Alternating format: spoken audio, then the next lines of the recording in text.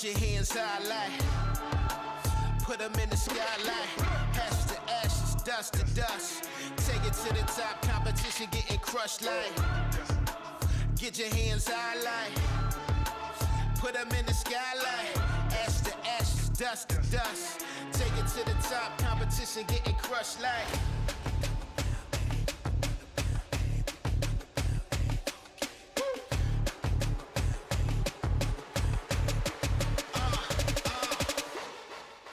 Hey yo, it's cinematic like a movie and it just don't change. I make you see the picture clearly like a baseball game.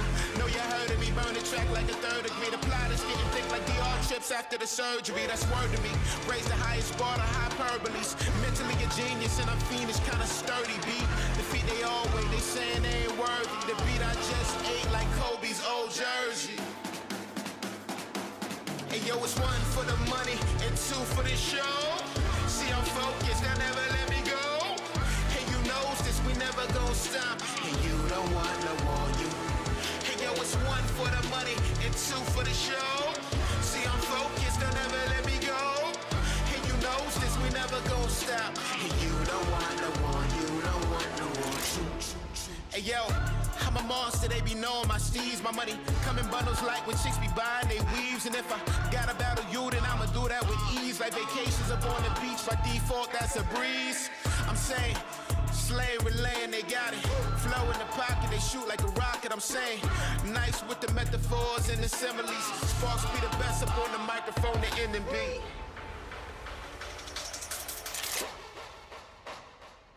Hey yo, it's one for the money and two for the show. See, I'm focused, they'll never let me go. Hey, you knows this, we never gon' stop. And you don't want no more, you. Hey yo, it's one for the money and two for the show. See, I'm focused, they'll never let me go. Hey, you knows this, we never gon' stop. And you don't want no more, you don't want no more. True, true, true.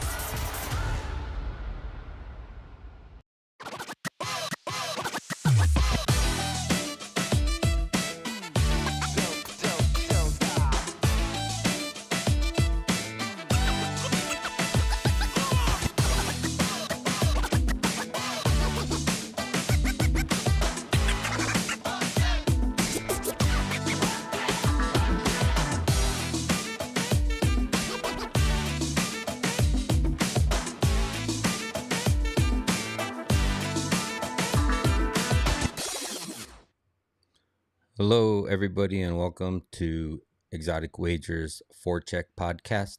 I am your host, Dre. I also go by Exotic Wagers.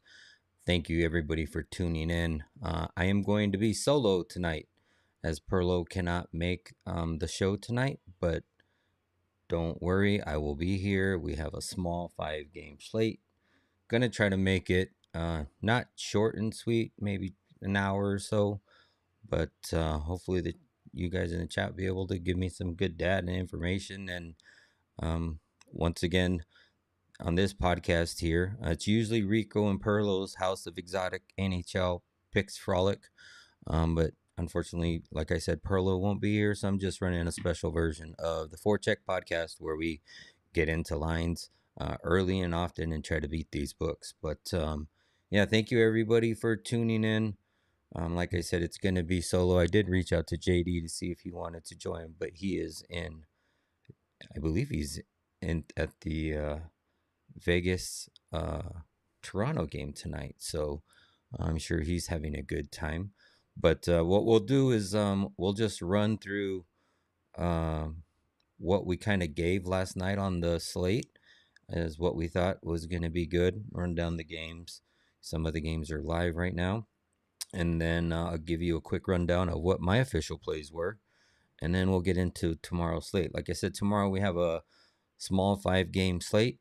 I have not looked into it. That's another thing with this podcast is you're watching me live most of the time. Sometimes I have a few minutes to look at the games and kind of get an idea of what we're going to be looking at. But today I really haven't looked at anything. So I got kind of busy and then Perlo let me know he wasn't going to be able to join, so I had to throw a quick thing together on my YouTube, and I'm here. So I'm a little late today, but on the other hand, it is a small 5 game slate, so we should be able to get to it no problem. I don't plan or intend on being here any later than we need to be, but I do want to get through the slate and take a look at how we did yesterday. So, like I said, also, if you're new to this channel, make sure you like, subscribe if you like what you're seeing. Also, you can follow me over on X, Instagram, and YouTube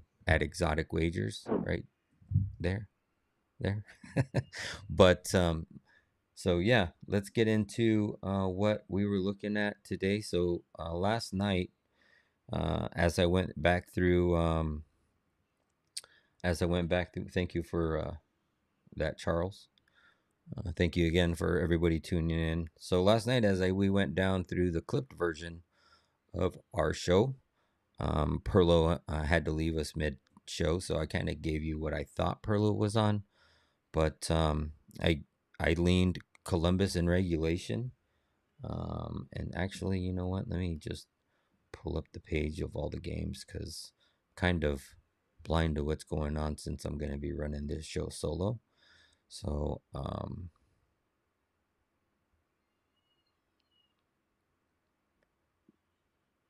we got Columbus. They won 4-1 versus Vancouver. So we got the Blue Jackets in reg. We also gave the over 6. Looked like the over didn't get there. I didn't officially take that.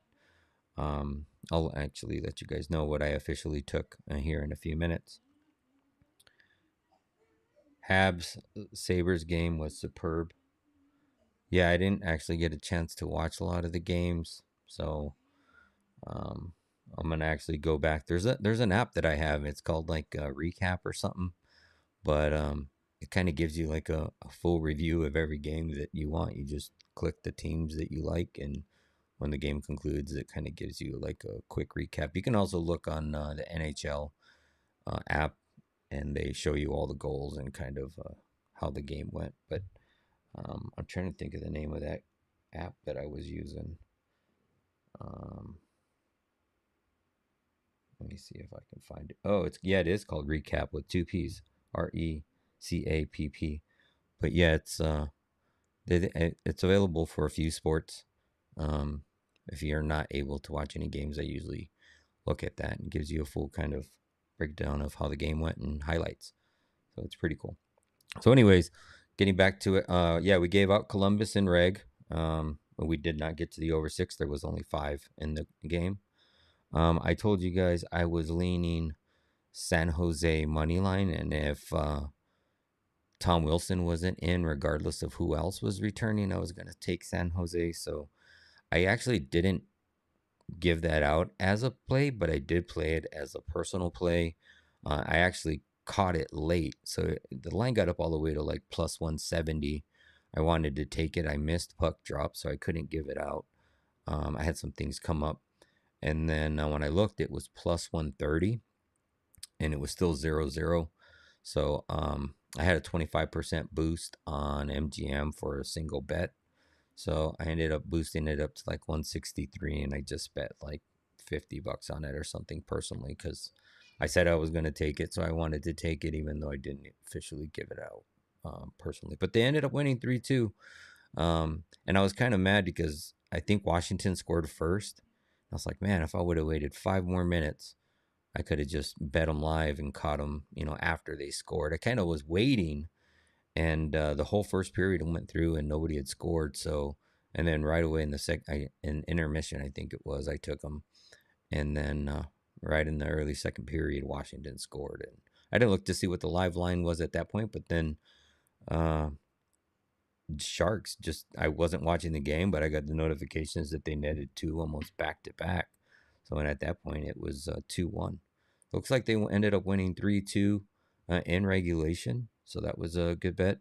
One thing that I did, I don't know why I didn't. I took his goal in a parlay, but I was kind of pissed that I gave it out to you guys, and I ended up not moving forward with it. But as we get to the Flyers Pittsburgh game, I told you guys I was on Crosby goal, Crosby assist. Now, in overnight, I was telling you it was weird that the Crosby assist was plus 155, but I never physically looked on any of the books to see what it was. But when I woke up in the morning and looked, it was minus 115, which is what it's been for the last couple games. So I was like, okay, that's normal. And then his goal was still like plus 150. But yeah, he got an assist and he got a goal. So if you tailed that, congratulations. Unfortunately, I did not put in either of those. Seattle, Boston. I don't think I gave you guys anything. I'd have to go back and look. I can't remember. But I did end up taking Pasta. I don't know if I said that last night, over 3.5 shots. I looked earlier. He only had 1 through 2 periods. Looks like there's 2 minutes left with Boston winning 3-2. And he has 4. So cash it. If you tailed that play, that was an actual official play for me. I don't know if I gave it out in my recommendations as at the end of Perlo's show. But Winnipeg and Minnesota, I had Winnipeg over 2.5. Team total is, I believe, what I gave you guys. And they have 6-1. It's if this is correct, there's a minute to 20 seconds left in the second. And then over 5.5. And we got 7. 7 total right now. So that was a winner if you guys tailed that. Calgary, Chicago. So I ended up going forward with Chicago money line on this play. They are down 2-1 right now. Looks like there's like 5 minutes left in the second. So hopefully we can get that. And then the Chicago team total over 3. That was another thing. I didn't have it written down here. For some reason, I thought I had written down the Penguins team total, or I had mentioned the team total because, like I said, they hadn't been scoring at all. But in my notes yesterday, it said that Crosby, if somebody's going to do somebody, if somebody's going to do somebody, no, if somebody's going to do something, it was going to be Crosby because, Crosby's like, I think they had 2 goals in the last 3 games. So, but I could also see Malkin, Ricard Raquel, Brian Rust, all of those kind of guys stepping up. And I was kind of in between taking a parlay with them because I couldn't, I thought maybe Rust would get the 3 and Raquel would get the 3. And then also looking back at the past history, I had said that Crosby had scored a lot of goals versus them and hadn't had that many apples, but knowing that he was on a 4-game schneid or 3 or 4 game schneid, that it was going to come. And I expected him to get 2 points. And that's kind of why I told you to split a unit between his assist and his goal. So hopefully you did either one and cashed on that. Like I said, I had it tied into a parlay, and I'll get into that in a second. But and then as far as Dallas and Utah, as you guys know, me and Perlo have been tailing the Sergachev over 1.5 shots at home. I know in the first period he had 1. Let me look here. There's 3 minutes left in the second period. And he still got 1. So we still got a whole period and 2 minutes to go. 3 minutes to go. So hopefully we'll cash that one. That's actually a play for me. It looks like Gunter's got 4 and Keller's got 3. So like I said, hopefully Sergachev can come through and get the over 1.5. And then I just saw Crystal's in here. Hello, Crystal. Thank you for tuning in. She says, hey, Drake, cash the Jets Wild game, lost over in the Canucks game. Pissed me off. Waiting for McDavid shots, tailed you, and parlayed Bertuzzi and Sergachev 2+ shots, hoping it cashes. Yeah, so let me see on McDavid. The last I looked, he had 3.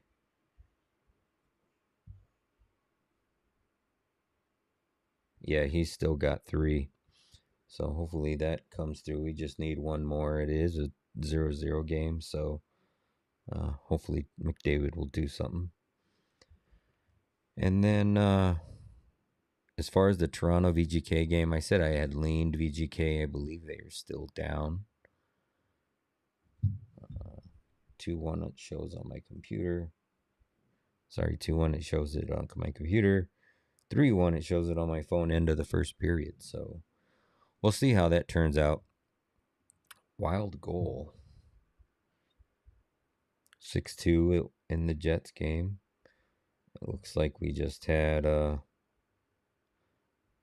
Johansson score assisted by Hartman and Boldy. So we got 6-2 in the Wild game. But as far as my official plays, let me look at that real quick. Go over to my Discord channel. Also, too, if you're new to this channel, I do have a free Discord, part of the Legacy Sports Discord right there.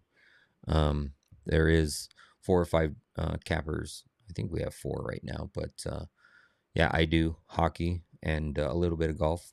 We also have a golf guy in there that drops his free weekly card. He doesn't do his head-to-head bets because he's actually got a paid subscription over in another service, but he does drop his weekly picks on outrights in golf. And then we have Taze. He caps basketball, NBA, a little bit of baseball, and then we got taking the parlay. He does baseball and a little bit of basketball. And then recently we've added the Guru Joe, and he kind of does college sports. So, and it's a free service. We've charged before, but we're currently free. We've been free for a few months. So if you're interested, links in my bio on all of my social medias. Like I said, over on X, Instagram, and YouTube at Exotic Wagers with a Z. So let's get back to, yeah, it was Johansson. Thank you, Charles. But yeah, as far as my official plays, so this morning, when did I give that out? Yeah, this morning I ended up taking overnight the Sergachev over 1.5 shots. Got that for 2 units, and then a unit on the Blackhawks. So like I said, hopefully that comes through. Then I did a same game parlay. I took the Blue Jackets money line, and I didn't like the money line. It was minus 170, and I parlayed that with Marchenko 2+ shots.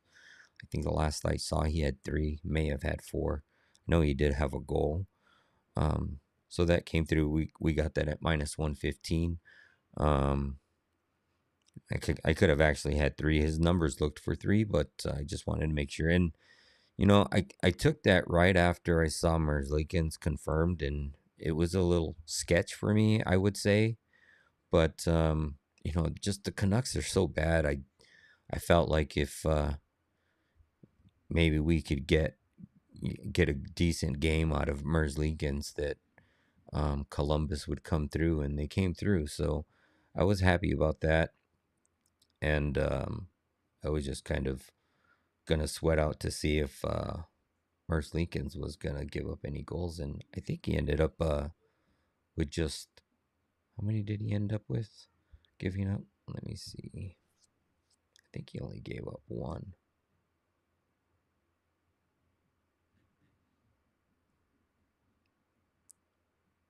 Yeah, he only gave up 1.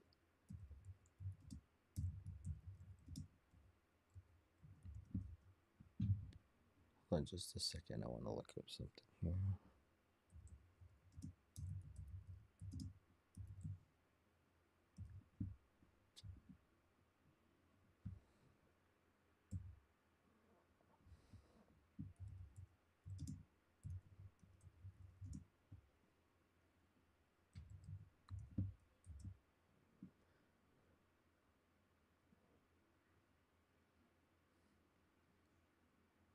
Yeah, so yeah, I just gave up 1. I was trying to see. Let's go through some comments here. Sharks team total and Blue Jackets too. Yeah, nice. I don't know. It was I don't know. It was weird how I liked the Sharks. It was just, I don't know if it was gut, but kind of told me that. Po buddy, I got fooled. Where's the dancers? Clickbait. Well, that's usually my normal thumbnails when I do my. I used to do a lot of backgrounds with that and give my daily, you know, totals for the day of what I made or lost. Um, but it was in here, and since I was running an older show of mine, I said I might as well just use that thumbnail. I haven't used that in a while, so um, yeah, it just ties into the name. Edmonton game is tight. Yeah, I saw it was 0-0, I thought, last time I looked. So we'll see how that goes. But yeah, like I said, Elvis only let in one goal. Maybe new head coach Rick Bowness hired a plumber for Mers Leakins, got the leak to stop. So maybe it wasn't an NHL coach he needed. Maybe he just needed I don't know, one plumbing name, you know. But let's see, and then what else did I have? So I had that parlay, and then I took Connor McDavid 4+ shots, like Crystal alluded to. That was minus 106. I got it at. Then I had a parlay where Noah Dobson shit the bed. I needed 2 shots from him. Everything else is looking good. I don't know if it will eventually cash, but and then what else did I have?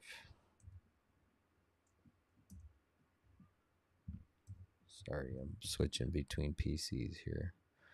I had, like I said, I had that parlay that cashed with, or not cashed, but lost with the no adoption 2+ shots.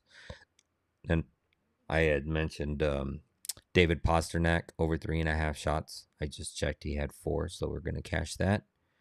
And then it looks like Schmaltz just scored. That's what Charles also just said as well. And then I had Frost over 1.5 shots. I don't know if that cashed or not. I'll have to look.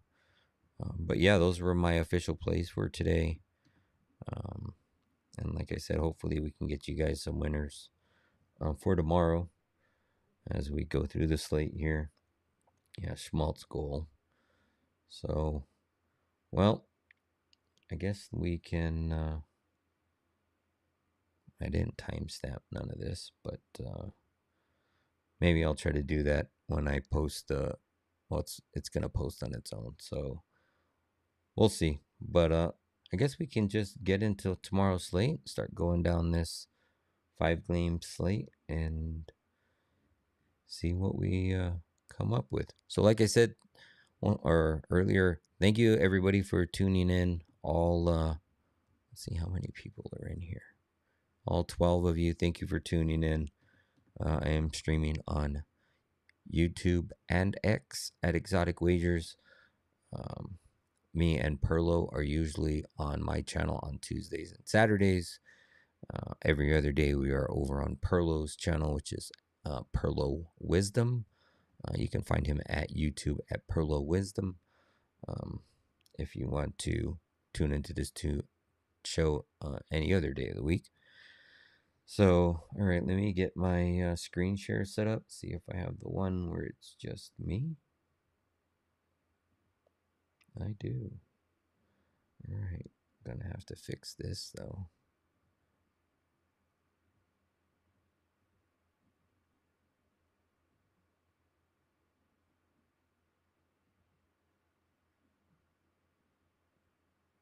Oh yeah, we're golden.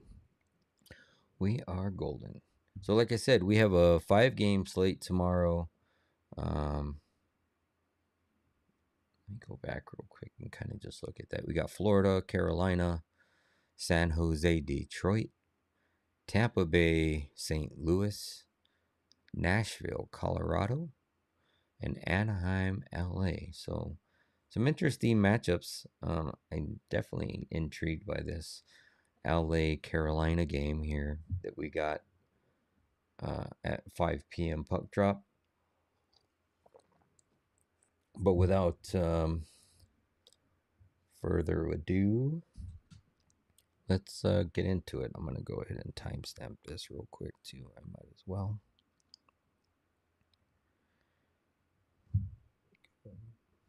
Open my handy dandy notepad here.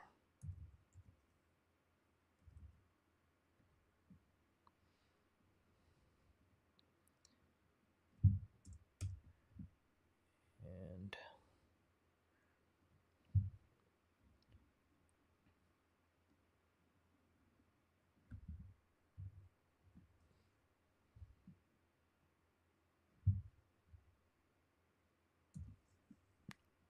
around 7 p.m. Eastern, Florida at Carolina. This is usually where Perlo's filling in on the chatter. Let's see. Dre, we should put up a creepy Perlo just to make it seem like he's here with us.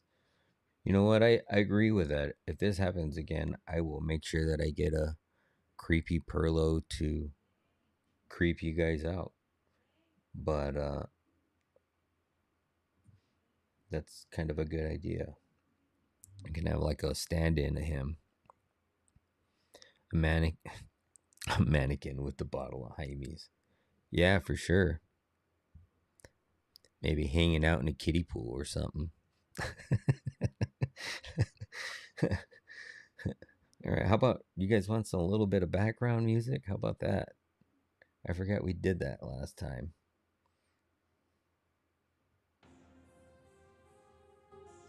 Let me turn this down. Hopefully that's not too loud over my voice. I would think it's okay. You guys let me know if that's a good volume and it's not too loud. I should probably crank it down a little less. How about there? So, a little bit of background music so you don't hear my dry eyes, clear eyes voice. Try not to talk a little slow. I always try to be a little upbeat, funny, but I'm sure at sometimes I can get a little droggy. Anyways, all right, let's get into this. We got Florida on the road plus 142. Carolina at home minus 172. Over under is set at a flat 6, slightly juiced to the under, minus 115. Just a reminder, these are FanDuel lines. Florida 24, 18, and 3 on the season, 10 and 9 on the road. Carolina 28, 15, and 4 on the season, 16, 8, and 1 at home. Head to head between the last 10 matchups between these two teams, Florida has won 8 of the last 10. 6 of those 10 have trended to the over. They have played twice this season. First game was down in Florida on December 19th, where Florida won in a shootout 4-3. Second game was on December 23rd, the day before Christmas Eve, down in Carolina, where Florida once again won 5-2. Florida, they are 5-4-1 in the last 10. 6 of those 10 have trended to the over. Florida's coming in on a 2-game winning streak, most recently beating Buffalo on the road 4-3. And they are on the 5th game of a 6-game road trip.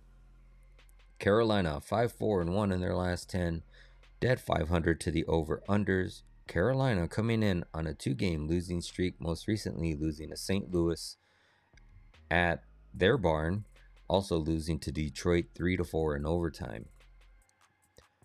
So Carolina, this will be a front end of a back-to-back for them as they travel out to New Jersey after this island game. So this is a home island game sandwiched between 2 road games. And like I said, they travel out to New Jersey. We play New Jersey on Saturday. Florida, like I said, they are on the 5th game of a 6-game road trip. They are 2 on a front end of a back-to-back as they travel to Washington to play on Saturday. So it's a front end of a back-to-back for both teams. Florida's won the first 2 of these 3 matchups. and we have Carolina at home on a 2-game losing streak. So it's, let's see. I mean, let's go to the chat, get caught up. Let me just get a laughy face from Charles. But, looking at this, let's look back at Carolina and see where they've been. What an ugly loss to St. Louis in a shutout. See who was playing that, and that was a Bussy game. Bussy versus Hofer. Like, I don't remember if that was a bad spot for Carolina, but that's a game they should have won, especially with their best goalie as of late. Then they lost to Detroit in an overtime loss. The four wins before that: Seattle, Anaheim, Dallas, and New Jersey. That's 4 teams that have been struggling as of late. So, I mean, they're wins, and they are convincing wins. Some of them, 2 or more goal wins, but hard to kind of say, because those aren't like Colorado. All right, that's a loss 3-5. They did put up a fight. I believe there was an empty netter in that game? Was it closer than what we thought? No. All the goals were scored, or at least the last goals were scored on 5-on-5. So played that kind of close. Then you got a loss to Montreal and Pittsburgh, and you beat the Rangers. Everybody's beating the Rangers right now. Florida, let's look at this. So Florida, they beat Buffalo. Buffalo's been hot. So, you know what? I'm sorry for running this ad. I didn't notice that this ad was running down at the bottom. This is when I used to charge. When we used to charge. Let me get that off the screen here.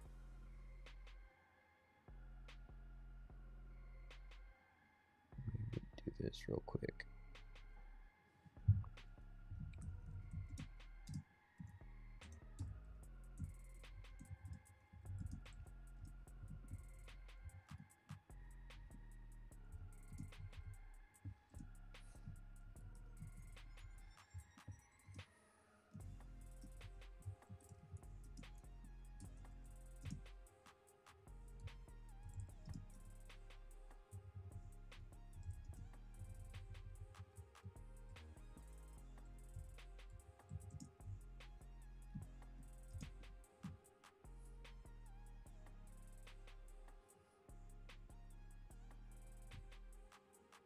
Sorry, let me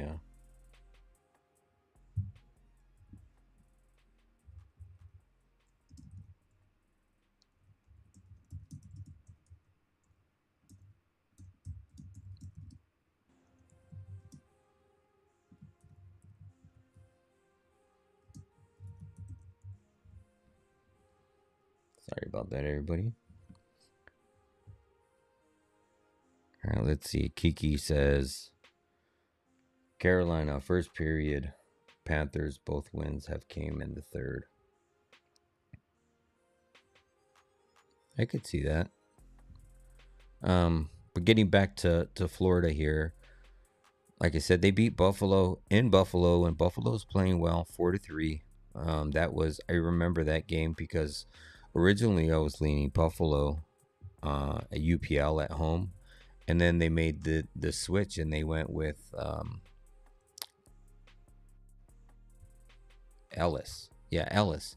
They went with Ellis, and that kind of took me off, and then I started leaning Florida. I never took the play, but Florida ended up grinding that one out and winning that one. Florida did beat Ottawa 3-2 on the road, so they're 2-2 on this road trip. And then you look back in the head-to-head. I mean, they've owned Carolina. They've beat them in back-to-back games. Let's see who's going to be in net.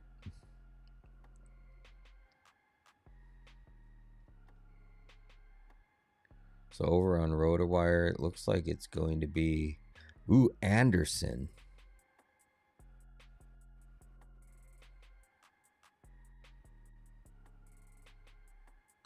How's Carolina favored if it's Anderson? I mean, if Florida's going to be the dog, their team total should be over 2.5, maybe flat 3. Like, if that's the case, I'm just going to take that and run with it.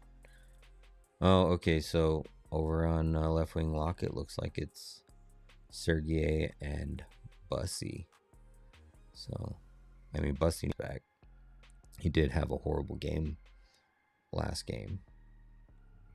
And then over here on left wing lock, we have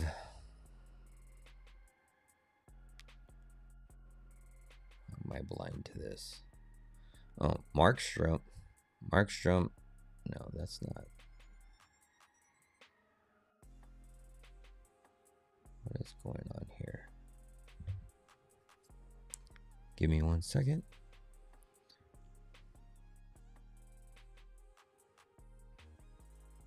Thank you, everybody, for tuning in. We are 36 minutes in.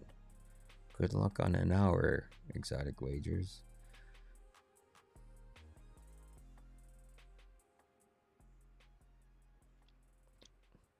Hey, Q, thank you for tuning in. If any of you don't know quite, he is the college basketball extraordinaire.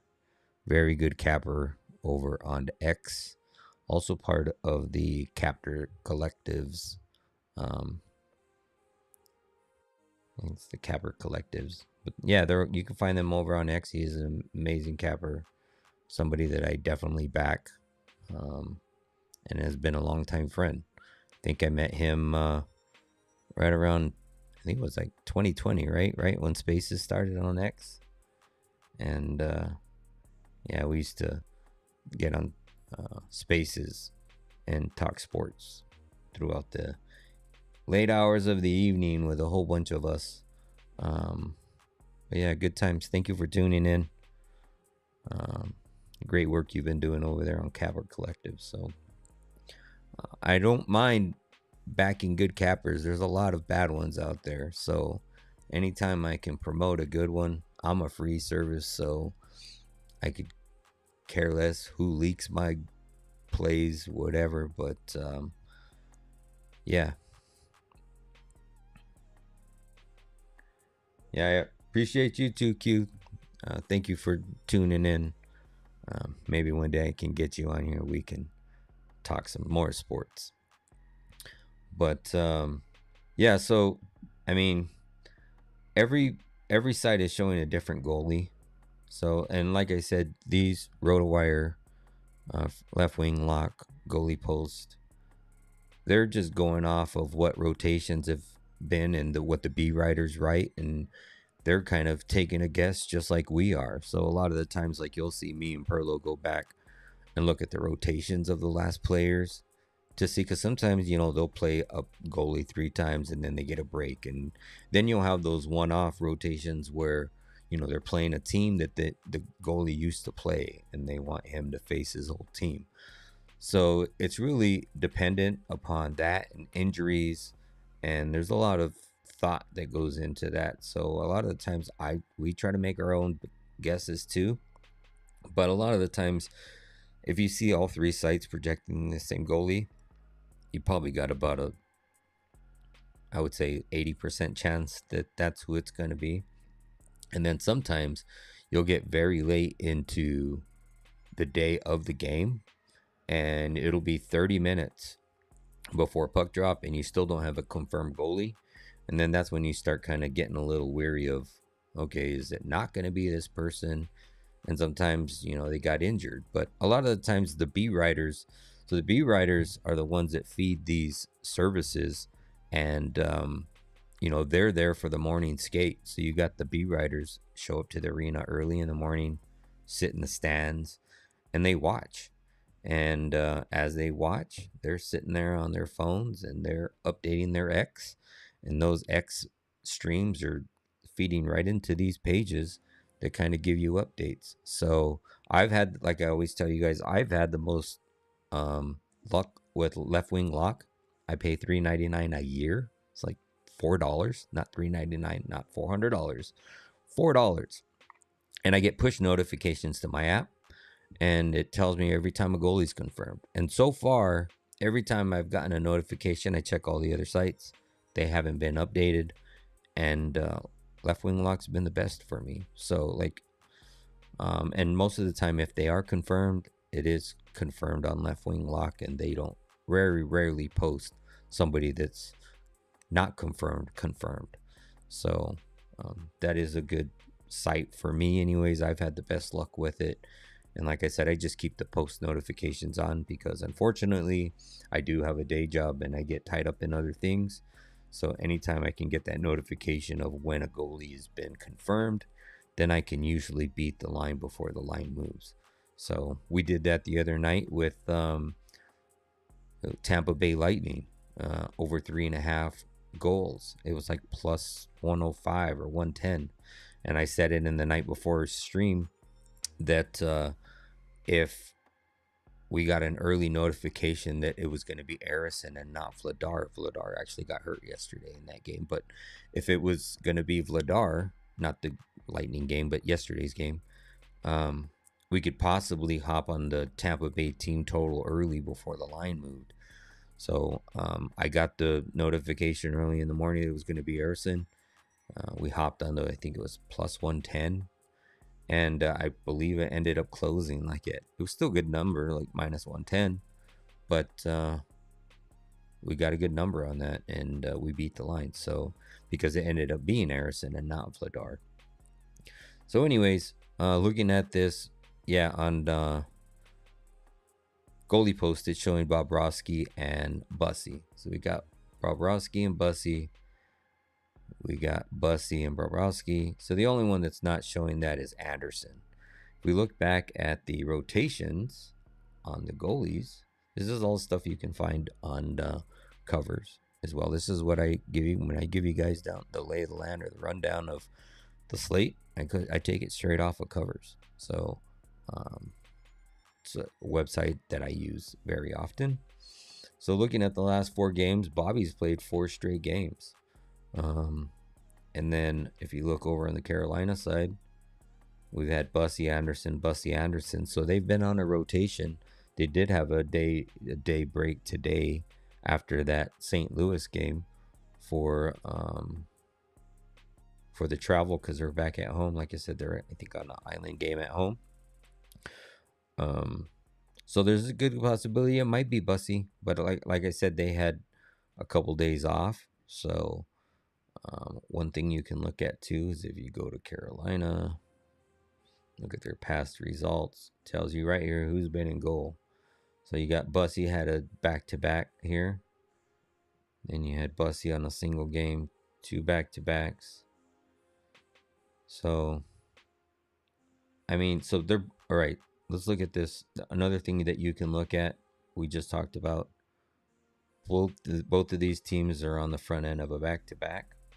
So, looking at who's playing next, you got Carolina. They're playing New Jersey. Today they're playing Florida. So, in my opinion, let's see, you got a Metropolitan and an Atlantic game.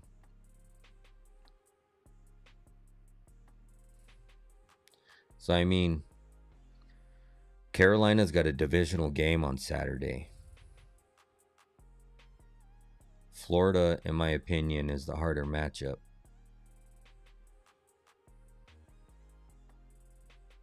And Florida's owned Carolina. So if I'm a Carolina coach,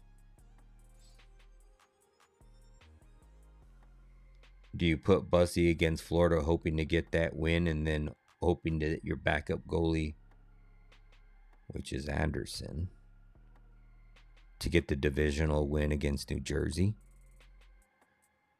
Or do you put Anderson against Florida and make sure you get the divisional win against New Jersey? Like, I don't think New Jersey is in any close to the standings of Carolina. New Jersey's been struggling. But you would still want to get the points on the divisional matchup. in my opinion. And they're on both end of a front end of a back-to-back. I think reviewing the Bouchard goal. No goal. So we still got 0-0 in the Oilers game. So yeah, I mean, this is a fun one. Like, for me, it's all dependent on who Carolina puts in the matchup. And unfortunately, Carolina is not a playable line. Yeah, Kiki's right, and Tarasov's due for a start. And like I said, you got Florida on the front end of a back-to-back, and they're playing Washington the following day. So I know it's a non-divisional game, but so for Florida, the harder matchup is obviously Carolina.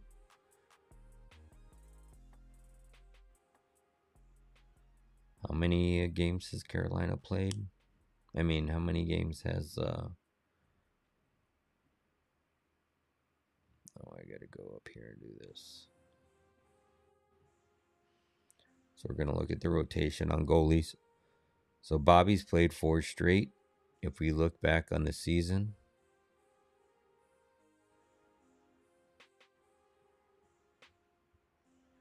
he has never played more than 4 starts in a row. So the likelihood of this being Anderson is, I think, more so tomorrow. It could be an Anderson. I mean, not an Anderson.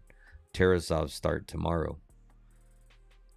And if we see a Tarasov starting tomorrow, I don't want no part in Florida. Looks like we got a Rantanen goal. I got notifications on my watch for the Utah game. I believe that's 1-1. Yep, 1-1. So, for me, it would be Florida or nobody. But you got Carolina coming in on back-to-back losses. If they start Bussy and you get a Tarasov start, I lean Carolina, so there's no real value in taking that.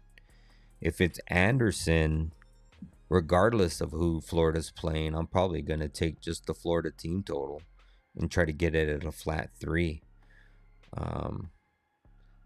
Let's see. Florida's had 3 or more goals in 2 of the last games.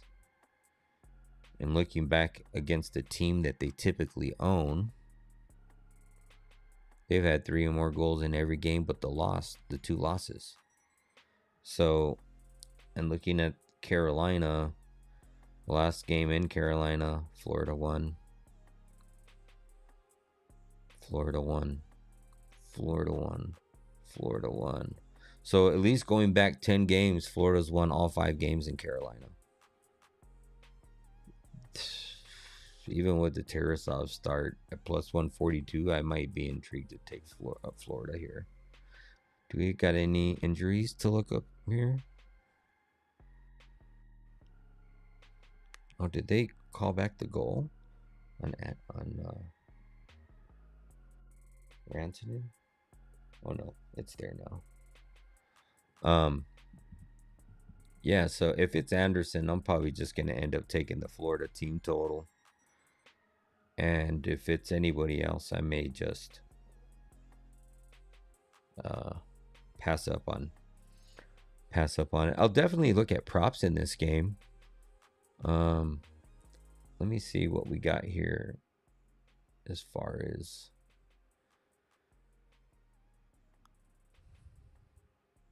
see what's Po Buddy's got. The Wild may be in the middle of the Dallas Stars, like get right spot. Wild and Buffalo next.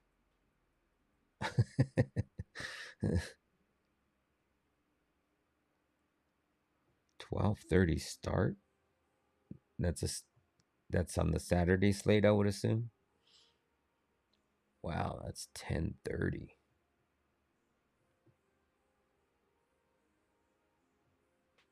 So yeah, that's definitely an early game for Buffalo. Oh, Buffalo. All right. Let's like I said, let's look at some props here for this game quick before we go to the next. This is turning into a lot longer than I expected.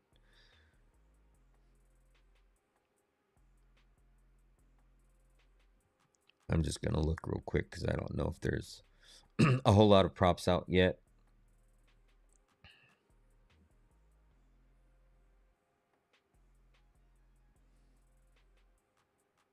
Well, there's nothing really at a playable line. As far as injuries, you got Goddespair is day to day.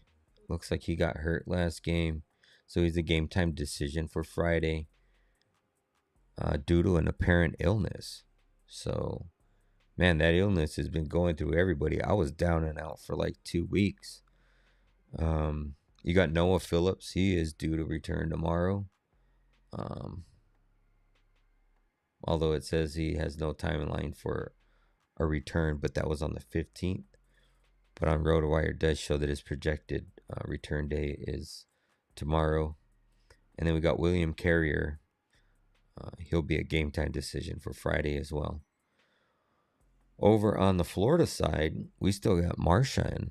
He didn't play on Monday. He is projected to be back tomorrow, but he's still listed on the injury report as day to day. And everybody else is still on the IR. I have not heard any. So we got Matthew Tkachuk is projected to start on Saturday. So that would be an interesting game if he does come back to play on Saturday. But on RotoWire, it's showing that he is projected to come back in the lineup on Saturday. Grab it. So yeah, that'll be very interesting. Like I said, as far as props, I really don't have much as far as shots on goal props. Let's look at goals real quick. You know what? I'm not going to really look because we don't know the lineups. We still have Marchand day to day, a few others. But I'll hold out on that and just wait until tomorrow. So if you want my official plays on whatever I end up going with, go over to the Discord and join the free Discord so you can see what I'm on. Let's go to the next game here.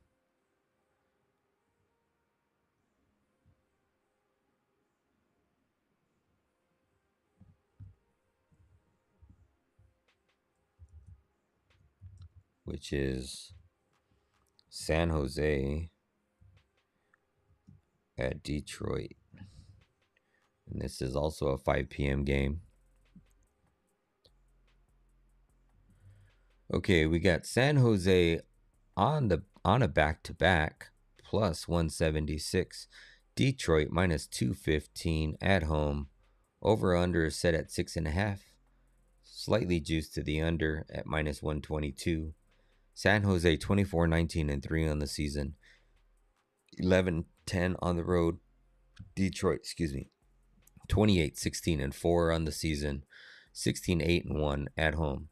Head-to-head in the last 10 meetings between these two teams, Detroit's won 6 of the last 10. 6 of those 10 have trended to the over. They have played once this season back on November 2nd in San Jose, where Detroit won 3-2 in a shootout. San Jose, they are 7-3 in the last 10. 9 of those 10 have trended to the over. San Jose coming in off of a on-the-road win, 3-2 versus Washington today. Like I said, they are on a back-to-back, and then they don't play again until Monday in Florida. Detroit 6-3-1 in their last 10, dead 500 to the over-unders. Detroit coming off of an 0-3 shutout loss to Boston in Boston. They had won 4 straight prior to that. So like I said, Detroit, they are on first game of a 2-game homestand, and they play Ottawa on Sunday back at home. And San Jose, like I said, they are on a second game of a 4-game road trip, and they go and play Florida on Monday. I think Saturday is the 17th. Yeah, so Monday they play Florida in Florida on Monday.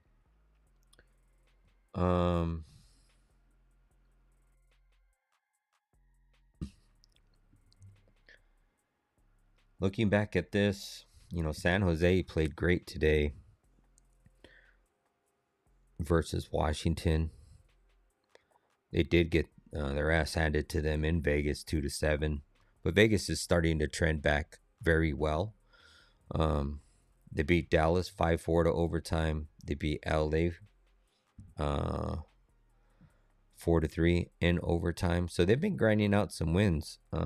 They beat Columbus 5-2 at home. Minnesota, Anaheim, Vancouver. All three of those teams aren't playing the greatest, although Minnesota was playing good at that time. And another 2-7, back-to-back 2-7 losses versus Vegas. Must be something about Vegas. And then Detroit, like they were on that 4-game winning streak, beating Ottawa. Ottawa struggling right now, beating Vancouver. That's the king of struggling right now with the New York Rangers. They shut out Montreal 4-0. I don't remember if that was a bad spot for Montreal, but Montreal's been playing well, so to shut them out, that's a great win. And then Detroit,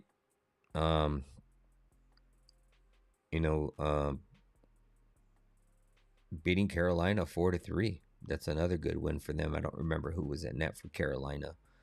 But then getting shut out Boston. But Boston's been starting to play well as well. So,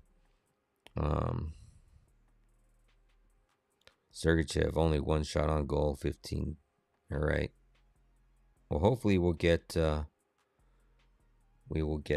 goal here. I know Utah's up right now, so we'll see how that goes.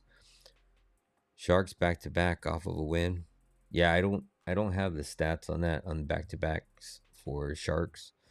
But I mean, that was a big win tonight against Washington, I feel like. And Detroit, was on a 4-game winning streak and then got shut up by Boston. So they're going to be Tavares' goal. What's the score in that game? I leaned Vegas, but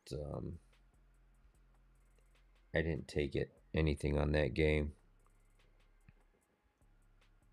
4-2 Leafs. We still got 0-0 in the Island Oilers game.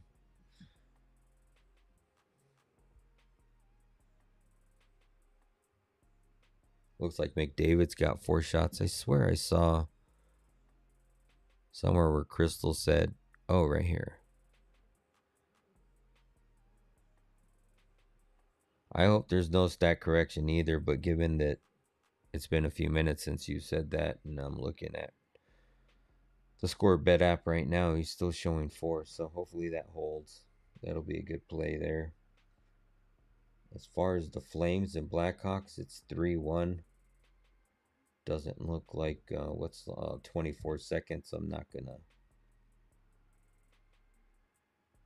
Dart had three shots on goal. Never got a goal.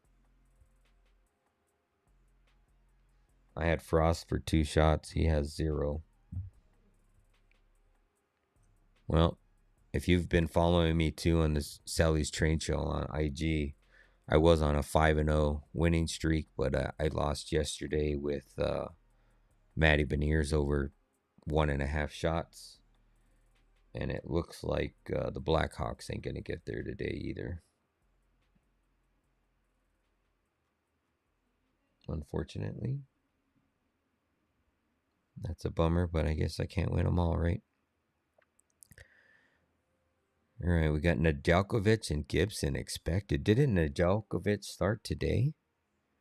He started today, right? It wasn't Askarov? Oh, yeah. You corrected yourself there, buddy. Yeah, I was going to say that when they did that, I was like, okay, well, maybe I don't want to take the Sharks.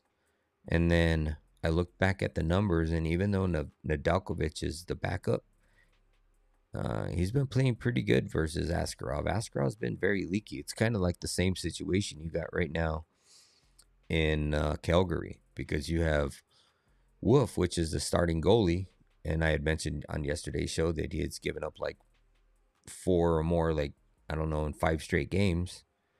And then you look at Cooley's numbers, and he's been playing better. So I see why they started him tonight. I still took Chicago, believing in Bedard coming back and Knight having a bounce back game, but unfortunately, we didn't get there. We got a 3-1 loss. So we move on. But yeah, getting back to this game, I don't know if I can get back San Jose in this one. Gibson's been playing solid as of late. Definitely not playing the minus 215. I wouldn't play in regulation because you've seen San Jose come back and win these games late. I know Gibson's been playing great, but maybe look at San Jose's team total over 2.5. With Askarov, you might be better off looking at Detroit's team total over 3.5. If we look back at the last 10 to head between these games, all right, so Detroit's only got 3 there. They did have 4 there. Heavy trend to the over, though, in the last 5, well, minus this one here.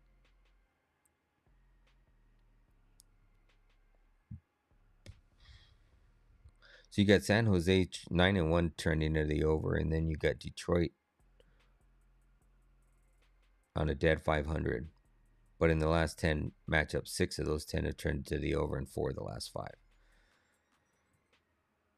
The thing is that's 6.5, and I don't like it there. And it's juiced to the under. So if you look for a 6, it's going to be probably south of minus 150, which is, I'm not good with playing that. But like I said, you got Detroit coming off of a shutout loss. Maybe you take Detroit first goal, first period. I think I like that. I want to say is it San Jose that's been letting up a goal in the first period a whole lot? They led up to 1 today. No, nothing today to Washington.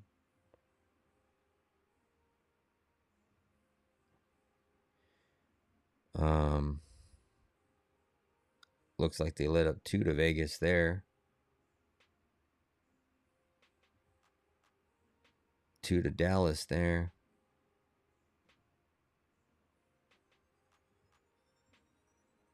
None to LA there. How about we look at head to head? They have played once. They did play once earlier this season.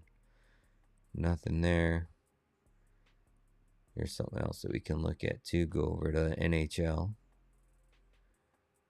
I'm already on the page. Goals by period.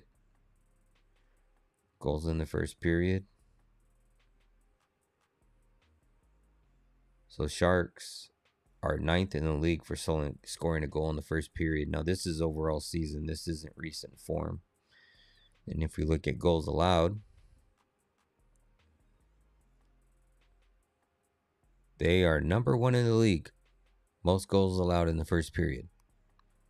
Got Detroit coming off of a 0-3 shutout loss. Give me Detroit first period goal in the first period. And Detroit maybe money line or first period puck line. I could see that. Where's Detroit sit on goal in first period? Yikes. There's only 2 teams worse than them in the first period. The Kings and the Kraken.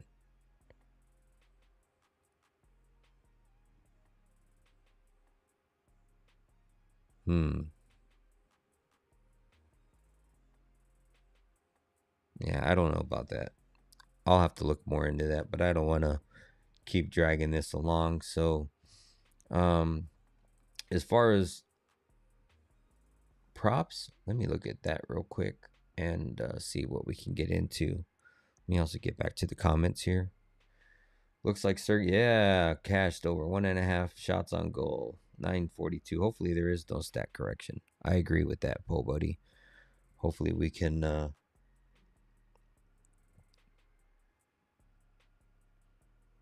do we got here? San Jose first period, Red Wings live. Yeah, I could see that. Like, what are we looking at for first period over under in that game? So first period, we are looking at over 1.5 minus 140. Yeah, even though they are like third in the division, they have been playing well. They are coming off of a shutout loss. I still may be intrigued to take Detroit. So Detroit money line in the first period is not a playable line. Best line is minus 170 over at Bovada. If you take them on the puck line, half puck line, it's plus 126 over at Caesars. So, and then if you take them goal in the first period, oh, it's minus 225. So you would have to take the flat one. And at that point, you just do what Kiki said and just take the first period over 1.5 live and hope that you can get 2 goals out of Detroit, which is third or the third worst team in the league for getting a goal in the first period. Although the Sharks are like top 3 for allowing a goal in the first period. So, yeah, it's kind of hard to say. You got the plus one at plus 104. So maybe you just take the plus one, and if they only get 1 goal, you live with the push. But kind of hard to say. I like Detroit in this game. I don't know how to play them at a minus 215. So we'll look at that. Like I said, for me, it's probably going to be team total over 3.5 with Askarov in net. I want to say that I have it pulled up right here. Askarov in his last 10, he's given up 6, 3, 3, 3, 4, 3, 4, 3, 3, 5. So, and if we go to Askarov versus, who are we talking about? Oh, the Sharks. No, the Sharks is who we're playing. Or Askarov played Detroit. Come on now.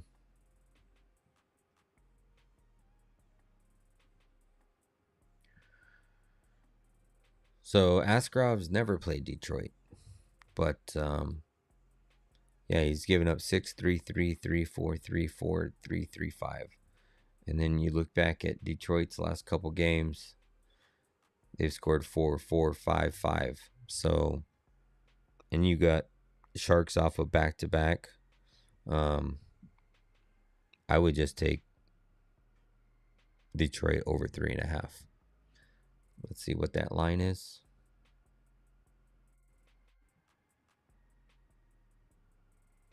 Minus 125 is the best line you can find right now. I'm sure that line's going to move. I don't know if I'll get there.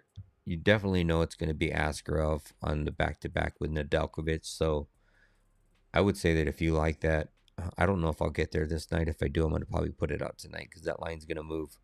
But we do know we're going to get Nedeljkovic, and we do know that Detroit's coming off of a shutout loss. So that's probably the way I'm going to attack that game there. And that's a good stat. Detroit's been up 3 of the last 5 in the first period. So, and that makes sense because they have been scoring, and they've been scoring on, like, it's Ottawa, Vancouver, Montreal, I would say, and Carolina are 2 good ones depending on who was in net for those. It was Anderson, so that's bad goaltending right there automatically. And then it was on Fowler. So Fowler's, they're, in my opinion, the best goalie right now for Montreal. So, yeah. And San Jose's on the back-to-back tire legs, so maybe that's the way you attack it. All right, let's get on to the third game here. Let me also write down some notes so that when we go back through this, I can remember what the hell I said.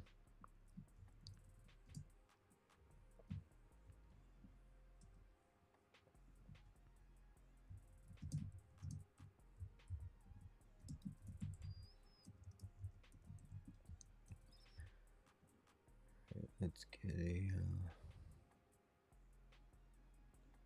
timestamp.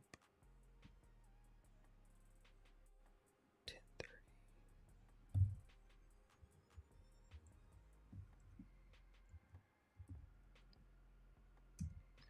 All right, this next game is an 8 o'clock Eastern game. And it is between the Tampa Bay Lightning visiting the St. Louis Blues. Let's go to the screen share. All right, we got Tampa Bay on the road as a favorite, minus 182. St. Louis Blues at home as a favorite, plus 150. Over-under is set at 5.5, slightly juiced to the over. Got Tampa Bay 29-13-3 on the season, 17-4-3 on the road. St. Louis 18-21-8 on the season, 11-9-5 at home.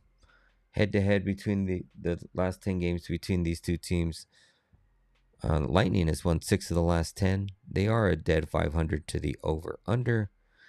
They have played once this season back on December 22nd in Tampa Bay, where Tampa Bay won 4-1.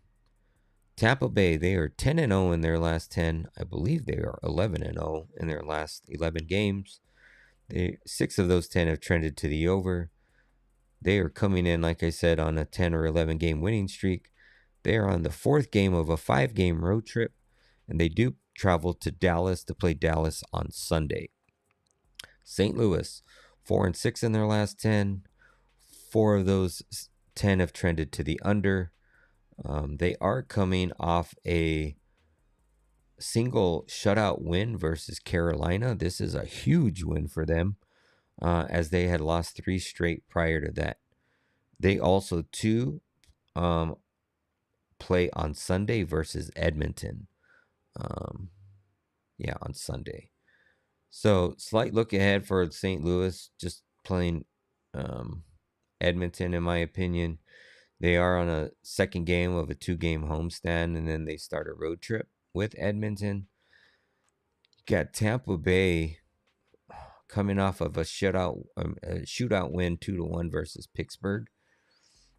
And then they too play on Sunday in Dallas. As far as goaltenders here, looks like it's going to be Vasilevsky and Hofer. I believe Hofer started last game. So we got left wing lock is showing Vasilevsky in Bennington. And then we got Hofer and Vasilevsky. So let's look at the rotation here and see what we see. And see if we can figure out who's going to be in net for Tampa Bay.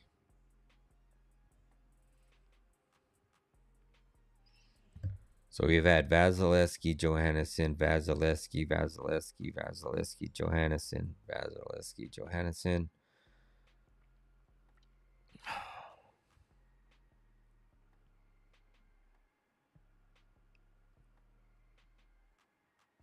I mean, I don't see a reason not to start Vazzy because they get a day off and then they play again on Sunday. I know the matchup isn't. They do to go play Dallas on Sunday. I don't know if you just give Johansson here a start versus a struggling St. Louis coming off of a huge Carolina win. And then you play Vazzy again on Sunday versus Dallas. That's a possibility. But I think of regardless of who's in net for St. Louis, I may hop on the team total for Tampa Bay over 2.5. I mean, over 3.5. So looking back in these games, and I know they did score 4 against them earlier this season. They didn't score 4 in them last season. They did right here. So how much does Tampa Bay score on the road? Let's look at that. So they averaged 3.56 goals overall. on the road, they score almost 4 goals. So they're actually better on the road than they are at home, totals wise. So I'd probably look at the Tampa Bay team total over 3.5 here.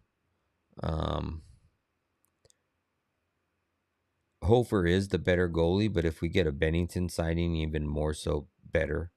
I think that team total is even better if it's Bennington in goal. We look at Hofer's last 10 starts.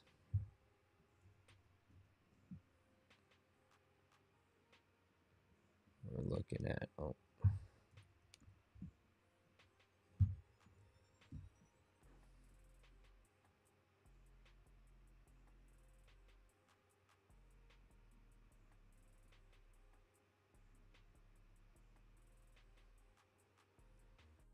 so Hofer's never played a full game versus Tampa Bay. He's probably came in on the later half of filling in because he's only got 24 and 27 minutes on 7 and 10 shots, but he's only given up 1 goal. So that's coming in later in the game, not earlier, because if you're getting pulled earlier, it's definitely more than 1 goal. You also got Hofer coming off of a shutout win versus Carolina. But prior to that, he had given up 4-3, 3-2, 2-0, 4-2, 1. So he's been decent. But also, too, if it's going to be Bennington,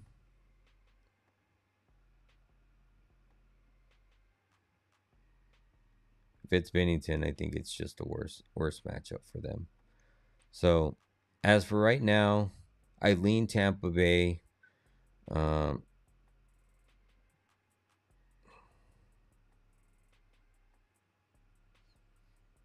Trying to look at, Tampa Bay could go on a run here. They're 11-0. They got St. Louis coming up. If they can get past St. Louis and Dallas, then you got San Jose and Chicago after that.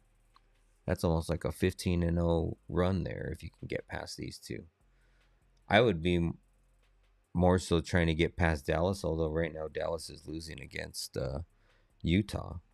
So I might just end up going with the team total. We'll see if we get there tomorrow. Like I said, if you want my official plays, they'll be dropped in the Discord over tonight or tomorrow. But let's get over to this next game.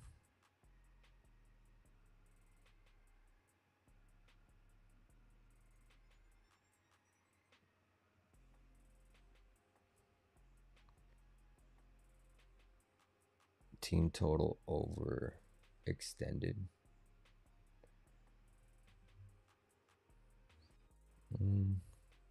Trying to think what you mean by that, but it's over 3.5. Like I said, I think it was -125. I could probably get behind that. They've been scoring a ton. But we'll see. Tampa squeaking by the Penguins without point concerns. Yeah, you know what? I didn't even look at the injury report here. So Point's going to be out for a while. Shows he's not projected to be back until February 5th. So, yeah, I mean, you make a valid point there, Pole Buddy. You still got Hedman on the IR. Broberg is day-to-day. He may be cleared for Friday's game, it looks like, which is another defenseman. So, yeah, I mean, that's definitely a damper on the team total.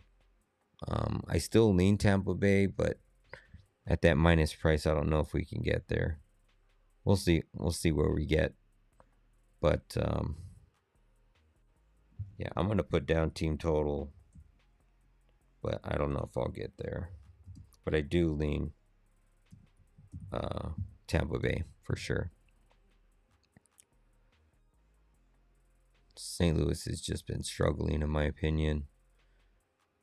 I don't know if they can beat up Tampa Bay team. All right, next game we got on the board here is Nashville at Colorado. Is this going to be a smash spot for Colorado? It's looking that way.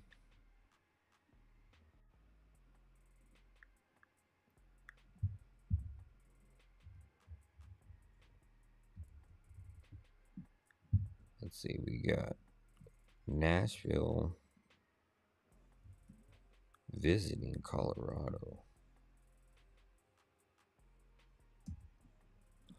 All right, let's get into it. Nashville, huge road dog, plus 250. Colorado, huge favorite at home, minus 315. Over is under is set at 6.5, slightly juiced to the under, minus 118. Nashville 22-20-4 on the season, 9-10-2 on the road. Colorado 33-4-8 on the season, 19-0-3 at home. Colorado just lost in overtime at home versus Toronto, so they still have not lost in regulation, but they did just recently take a home loss where they were on some long winning streak at home. Head to head in the last 10 matchups between these two teams, they are a dead 500. I know this is a team that sometimes Colorado struggles with, regardless in the position they're in. They're also over under in a dead 500 in the over unders in the last 10. They have played 3 times this season, where Colorado won back on November 22nd in Nashville in a 3-0 shutout win. Then back on Nashville on December 9th, where the Preds won 4-3 in a shootout win. And then Colorado played them again at home on December 13th, where Colorado won 4-2. Nashville, in their last 10, they are 6-10 or 6-4, dead 500 to the over-unders. Nashville's coming in on a 2-game winning streak, beating Washington 3-2 and beating Edmonton 4-3 in overtime. Colorado 7-2-1 in their last 10. 6 of those 10 have trended to the over. Like I said, Colorado's coming in an overtime loss versus Toronto. And they had won 2 prior to that, beating Columbus and Ottawa, both in very big fashion. So you got Colorado. They are on the 4th game of at least a 7-game homestand, and they don't play again after this game until Monday, where they take on visiting Washington, or Washington's coming to visit them in their own barn. Nashville, they are on a front end of a back-to-back. That probably is the reason why you got the minus 315. And they are traveling to play Vegas on Saturday. Oh boy, what a shit show spot for Nashville here. I mean, Colorado puck line is minus 124. That's atrocious. As far as injuries, let's look at that. Ross Colton day to day. Gabe Landeskog is still day to day. 2 defensemen on them day to day. Yeah, I agree, Q. Like, I mean, I get the minus 315. It's horrible spot for Nashville. Absolutely horrible. Like, and it looks, I mean, Saros saves. He's going to get peppered. I mean, you look back at their last 10 games. Let's see what Colorado's put up on them. Oh, a 41 spot. Oh, a 42 spot. 35-17. Yeah, just, I mean, the thing that scares me is if you get Saros, 3-0 in the first period, there's very good chance that they're going to bring in, who's the Preds backup? Oh, useless Annunen. Useless Antonin, which is definitely horrible team. Let's see what Po Buddy's got. Nashville versus Colorado head-to-head record in playoffs. Preds 53 wins, 51. Nashville has an historical edge. Yeah, I agree. And you've seen a little small decline in Colorado since Gabe Landeskog went in the injury report. But, at some point that water's going to find its level and they're going to get back into a rhythm and lines without Gabe. I mean, they did it forever for when he was out for a whole, what was he, season and a half, something like that. Let me look at the current lines right now for Colorado.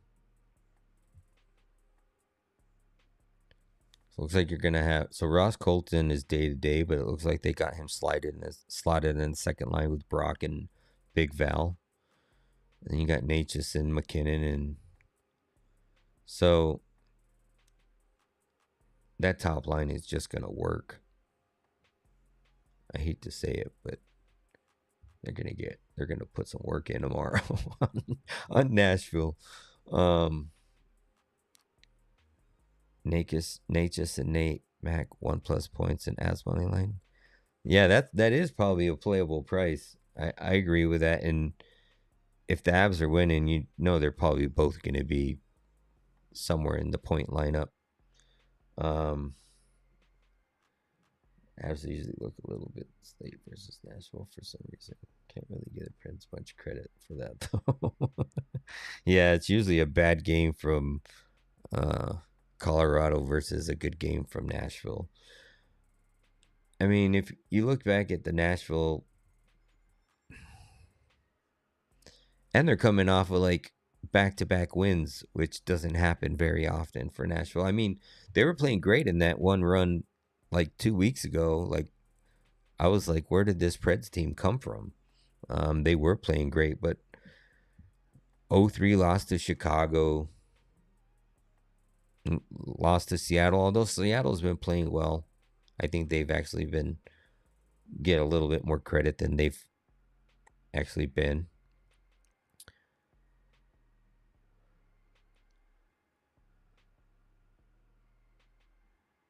Wow.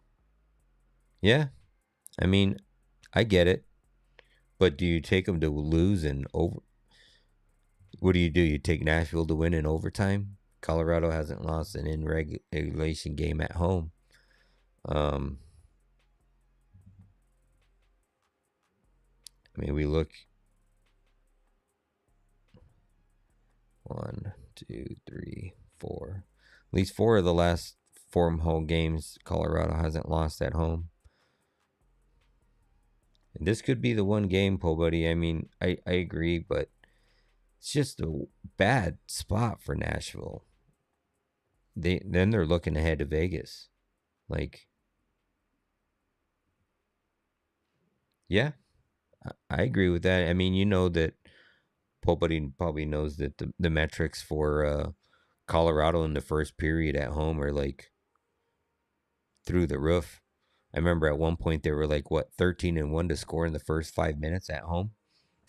Like, that was a stupid number. Like, in the first 5 minutes, not even the first 10. It was the first 5 for Colorado to score the first goal in the first 5 minutes. They were like 13-1 at some point through this season. Like, I know those numbers have finally skewed, but I mean, maybe you take Colorado to score in the first 10 minutes. I don't know if that's a playable line. I know their goal in the first period definitely won't be, but or maybe take the over first period.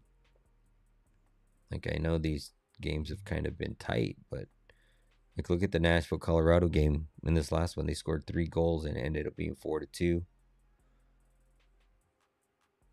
This one had 4 goals in the first period. This one had 1 and Nashville didn't score. And it's going to be Blackwood, I think, is what I saw. I don't know if Wedgwood is back. Yeah, it's going to be Blackwood. Doesn't look like Wedgwood is back on the injury report, so it's just a choice of who's going to play. Yeah, and they're showing Blackwood too on left wing lock, and I'm sure they're showing Blackwood over here too. Oh no, see over here they're showing Wedgwood, but in my opinion, goalie post has been Well, they're kind of equal with RotoWire. They've both been kind of um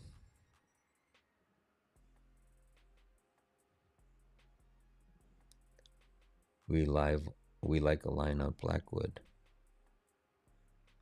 Yeah. I mean, I could see that too.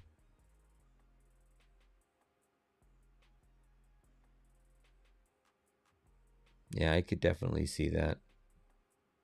So we'll see who ends up being in that. I'm pretty sure it's going to be Saros on the Preds side. Like I said, I might take um, Saros saves is probably going to be. Oh, let me look to see if there is. I don't think there is because he's not confirmed yet. Um, if I had to guess, it's probably going to be in the 23 neighborhood. Head to head wise, so Nashville's put up 29, 31, 35. And as of late, like if you look in the last 3 games, I know Ottawa tends to shoot a lot. Toronto, not so much. Columbus, yes, like Marchenko, Werwinski, all those cats usually do. But it looks like Colorado typically gives up quite a bit of shots to Nashville. I mean, and as of late, they've went back and forth. You know, I know you said you like the under, but I think if you get like a 23 number, you might just take the over because they're probably going to respect Colorado's defense and give Saros a low. I mean Saros, and give Blackwood a low number. I could see it at 23, maybe 24. Just because historically, when you think Colorado, you think good defense, shot suppression, all that good stuff. But it really depends on the line. You just said it right now. It really just does depend on the line. So I think if you get a low number, you take the over. And if you get like a 27 number, maybe you take the under. So, but yeah, I agree. If it's 22 or less, I would definitely stay off. But maybe once you get to 25-ish, 24-ish, might be. I'd also like to look at, how he's been. Oh, you know what? We can kind of do that real quick.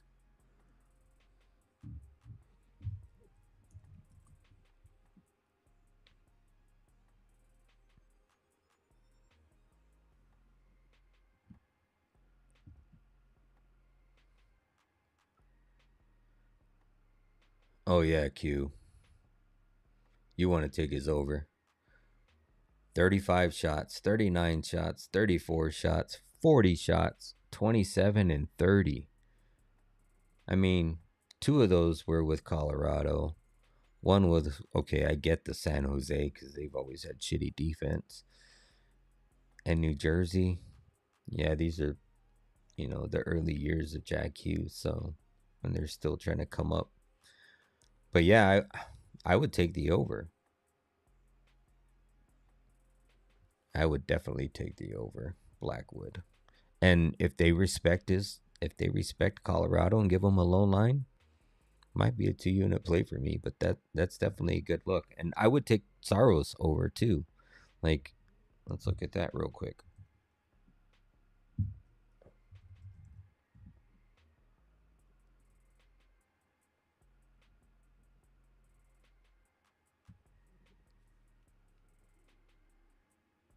Yeah, I mean, 42-24. I was thinking they pulled him in that game. No, that's a full 58 minutes. 30. So he's had, I mean, given that he's given up 3, that's still 29 saves, 29 saves, 31 saves, 39 saves. So yeah, I mean, and Saros' number is going to come out like at 27, 28. So I don't know. I remember a few seasons ago, Q probably remembers this too. We were getting like over 31 and a half, over 32 and a half lines. Like, I don't think I've seen that at all this season. I think the highest I've seen is like 28. What a big difference. But Well, I think probably the stat correctors have gotten better, to be honest, because I know they've pissed me off a few times. So, all right, I think we've beaten this one with a dead horse, but I like, also like you said, I do like that. Just do a point stack on that top line. Although the Preds have fared well against Colorado, not in Colorado, but they've given them a fair share. So I know you got the under 6.5, slightly juiced to the under. They are a dead 500, so I don't got to lean on an over, especially at that number. Um, but I would say if you like Colorado, maybe you take, Colorado and over 4.5. It might be. I don't know if you can get that down at a minus 315, but they have been scoring or 4 or more goals, but they haven't been scoring very much, or at least been struggling against Nashville. So you're definitely going to have to find a good angle, but I think both of those goalie props are really good looks in this game. All right.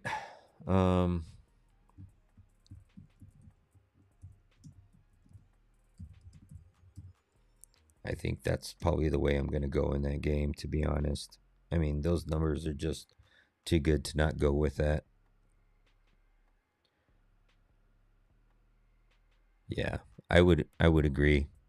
I mean, I think if you take both, you have a good chance at cashing both, and if one gets pulled, there's still a really good chance of the other one cashing. So,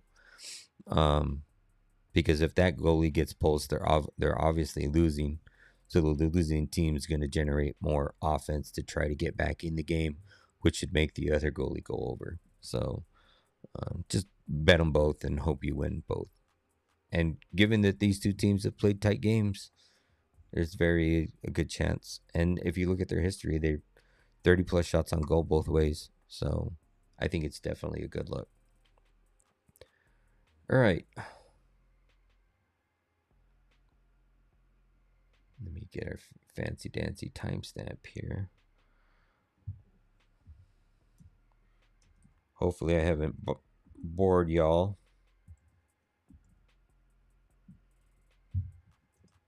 I think we're making good time. We got, it's going to be a 2-hour stream. 20 minutes starting the last game here. So I didn't think I'd be able to talk enough, because Perlo likes to talk too. So I usually stay a lot more quiet. But, going through the games, I'm kind of working it through with you guys. So we'll see how we get. All right. Last game here on the slate, we got Anaheim on the road, plus 140. LA at home, minus 170. Over under is set at 6. Slightly juiced the over at minus 114. Anaheim 22-21-3 on the season, 9-13-2 on the road. LA 19-16-11 on the season, 7-10 at home. We all know LA has not fared well at home at all this season. Head to head in the last 10 meetings between these two teams, LA's won 7 of the last 10. 4 of those 10 have trended to the under. They have played twice this season. Back on November 28th in Anaheim, where Anaheim won 5-4 in a shootout win. And then you got LA putting a belt ass whipping on them on December 27th in LA, 6-1, a place where LA typically doesn't play well. Anaheim 1-8-1 in their last 10. They have definitely been struggling. 8 of those 10 have trended to the over. We all know that we've been trending this over train with Anaheim for quite some time. Anaheim coming off of a big win over Dallas at home, 3-1, breaking their, I think it was a 9-game losing streak. So they broke that 9-game losing streak against Dallas, struggling Dallas. I don't know. I don't think they did not beat the Mammoth tonight. They lost 2-1, so they continue to struggle. We got LA 4-4-2 in their last 10. 7 of those 10 have trended to the over. LA's coming off of back-to-back losses. Heartbreaker loss for LA, 2-3 in overtime at home against Vegas. Although we were on Vegas in that matchup, you had Vegas, big revenge game, losing 6-5 in that shootout loss on opening night, where Vegas was up big and LA came and won back in a shootout. So definitely Vegas was pissed off about that. And we had a 2-unit play on Vegas yesterday. So just glad to cash that. So we got LA. They are on the third and final game of a 3-game homestand. They have lost the first 2 of the 3 home games of this homestand, and then they travel out. LA is going to be on the front end of a back-to-back as they travel to Anaheim to play Anaheim, but not very short travel from Anaheim to LA. Probably longer because they're going to be stuck in traffic if they don't take a short little plane, or I don't know. They probably just drive over there. They bus it. I don't know if they do. But anyways, and then you got Anaheim. They are on a island game here. They had a home sandwich between 2 home games. They played Dallas at home, and they won 3-1. And then they had, so it looks like LA is going to be playing. They're going to be playing LA on a home-to-home back-to-back because they got LA again on the 17th. So, yeah, back-to-back, home and away back-to-backs between these 2 teams. So each of them are going to see each goalie tomorrow. I mean, it's probably a toss-up on who they start tomorrow because technically they could start either goalie. Looks like on RotoWire they got Dostal versus Kemper lined up. Same projection over on Left Wing Lock. And over on goalie post, they're showing Forsberg and Dostal. So one quite different than the other 2 if we look at the goalie rotations in the last 10.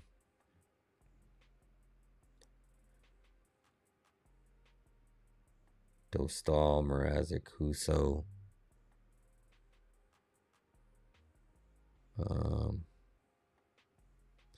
Poe Buddy thinks it'll be Dostal versus Forsberg. Yeah, I could see that.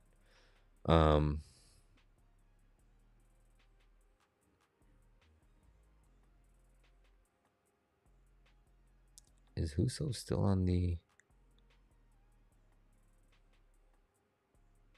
Mrazek's still on the IR. You think we'll probably get a Husso sighting versus Kemper the following day? I mean, I guess you can look at their splits and see how they've fared against each other in each's barn. So you look, got LA 1 in LA, Anaheim 1 in Anaheim, LA 1 in LA. I mean, it's kind of split. I would say it's split. But I mean, for me, I know they're both on the front end of the back-to-backs, and it's that home and away back-to-back game for both of them. You got LA at home where they play worse, but I don't like them being off of back-to-back losses against Anaheim. Both of these teams have both trending to the over.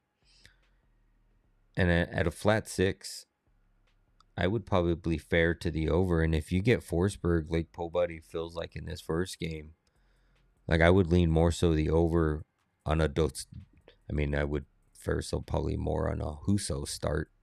But if it's a Dostal start, like he's been leaky. So, and if it's Forsberg, it's definitely an over for me. I don't know if I can get to a side. You got LA minus 170. That's definitely not a playable line. And you don't, I mean, they're 7, 10, and 6 at home. That's no way you can take LA with that type of line. It would be LA or nobody for me. But like I said, Anaheim's coming off of a 9-game losing streak and beating that game.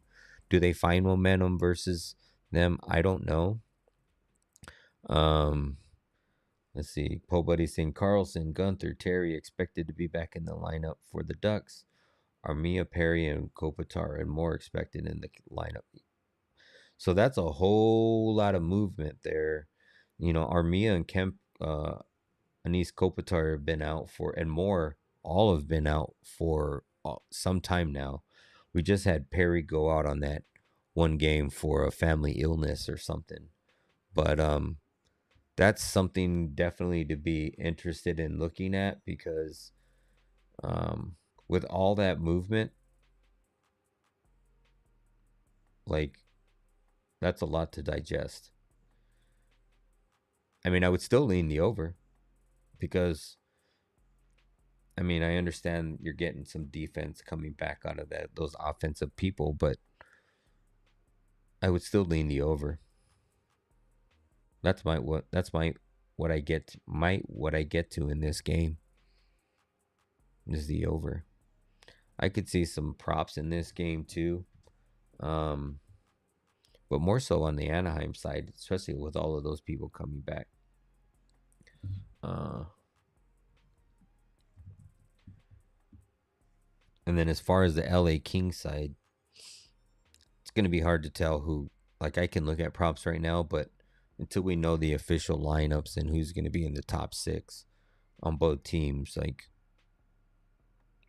I'll look at props then. Yeah, I agree, Paul, buddy. They definitely make them better defensively. Like I said, I might still lean to the over.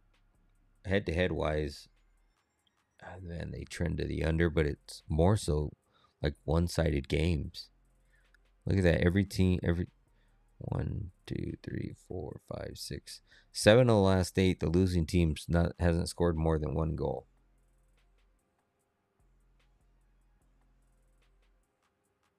And both of these teams have both trended to the over. You got Anaheim, 8 of the last 10. Kings, 7 of the last 10. Hard to say. I don't know. We'll see where we get to on this one. But as far as for this stream, I have a slight lean to the over, but not that strong, not knowing who's coming back yet.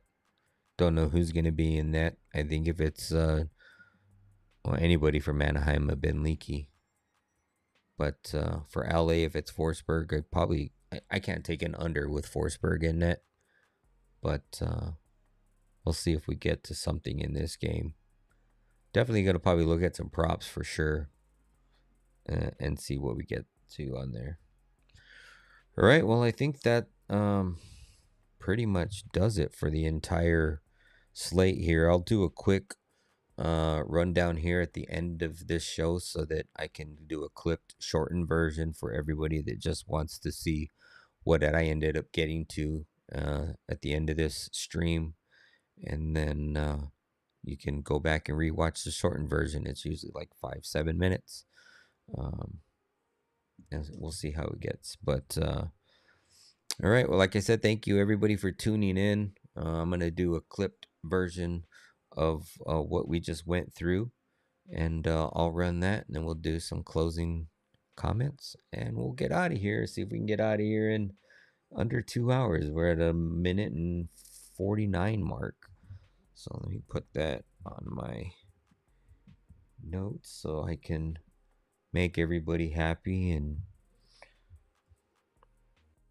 put some timestamps on the timeline for YouTube, so everybody can just fast forward to the games they want to hear me drag out my conversations about. All right, so first game on the slate, we have 7 p.m. puck drop, Florida traveling to play Carolina. In this game, the only thing that I came up with was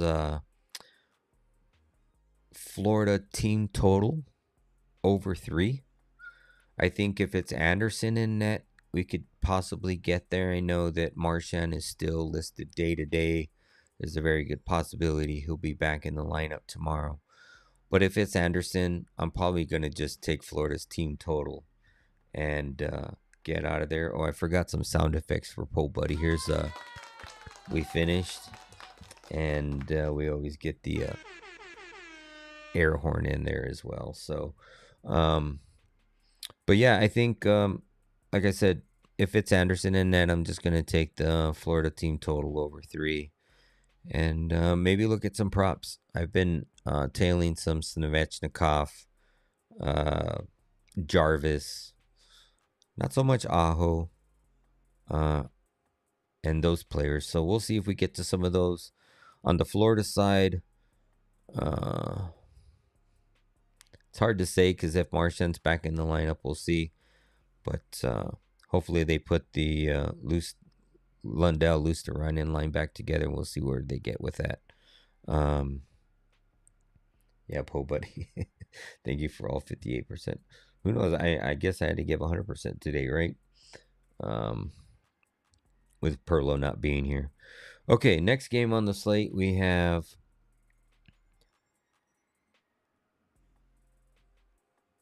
San Jose and Detroit. I think we ended up getting with the Detroit first period, maybe the puck line, or Detroit to score in the first period. San Jose, you got San Jose coming in on a back-to-back. I think Detroit should be able to pot one in the first. They are, and also Detroit's coming off of a shutout loss, so Detroit should be hot and heavy to get a goal here in the first period. And then Detroit team total over 3.5. You got Askarov in net, which has been horrible. Nedeljkovic has actually been playing better than him, the backup goalie. So Detroit over 3.5. I think I might get to that. That's a play I currently like. We'll see if we get to that. Next game we have 8 p.m. puck drop, Tampa Bay, St. Louis. I do have Tampa Bay team total written over 3.5 goals here. I know Braden Point's not going to be in the lineup, so kind of worrisome to see if Tampa Bay can generate some offense. But they were doing it there for a good while when they had some injuries earlier in the season. So we'll see if we get there. I think if it's Hofer, it's going to be a closer game. But if it's Bennington, I might end up on that Tampa Bay team total. They've been scoring 4 more goals, and I think they had like 8 straight before going under 3.5 in the last 2 games. Last 2 games, is that correct? No, last 1 game. Prior to that, they had 9 straight with 4 or more goals. So definitely, if it's Bennington, I'll probably get to that play. He's been god-awful for them. Got a 9 p.m. puck drop Eastern for the Nashville Predators and the Colorado Avalanche. Goalie saves on both sides is my best play in this matchup. It's probably the best look I have right now in this entire slate. Lean Colorado obviously can't play them at minus 315. Poe Buddy made some really good points about Nashville and Nashville playing Colorado. I know Colorado's fared very well at home this season and in the recent head-to-head matchups. So might end up staying off of a side there, but might look at a point stack like Q mentioned there in the comments. So we'll see if we get to that. Maybe McKinnon over shots. He's probably going to put up, 6-7 shots on goal. He's been shooting quite a bit at home. And we'll see if we get to that. Let me see if that lines up. I'd like to see that history real quick. Wrong game. His line's been 4.5 for a while now. So he's covered that in 4 of the last 5, 5 of the last 7. Head to head, he's 67%. So not the greatest, but at home, 3 of the last 5. If we look at his overall totals, he's covered 4 of the last 5 at home. To be honest, if we think, and Poe Buddy seems to think that this is going to be a lot closer game than what the odds are saying. In a close game, McKinnon tends to shoot a lot. So, over 4.5 at even money. Maybe you take his 4 and mix it in a parlay with somebody else. So that might be a good look, but we'll see if we get to that. I really don't like it at that 4.5 line, but for a while there, he was just flying over. As far as the total, I don't know if I can get to on either side, but like I said, them goalie saves props definitely look juicy on both sides of the netminders there. And then our final game, Anaheim at LA, 10:30 puck drop Eastern.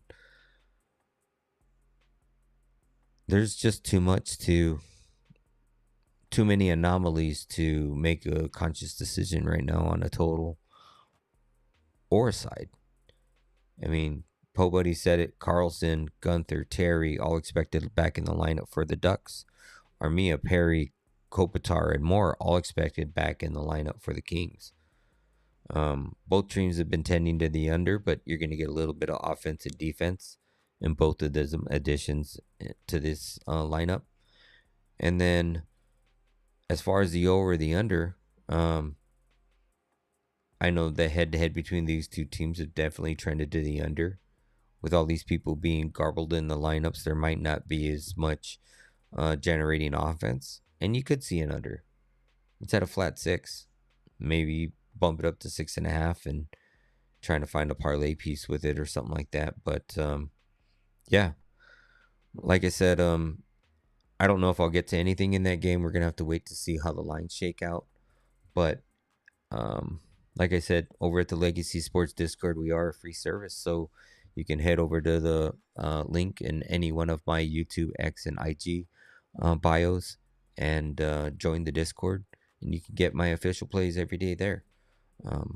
But like I said, once again, thank you again, everybody, for tuning in. Hopefully, Perlo will be back tomorrow, and we will be back over on his channel.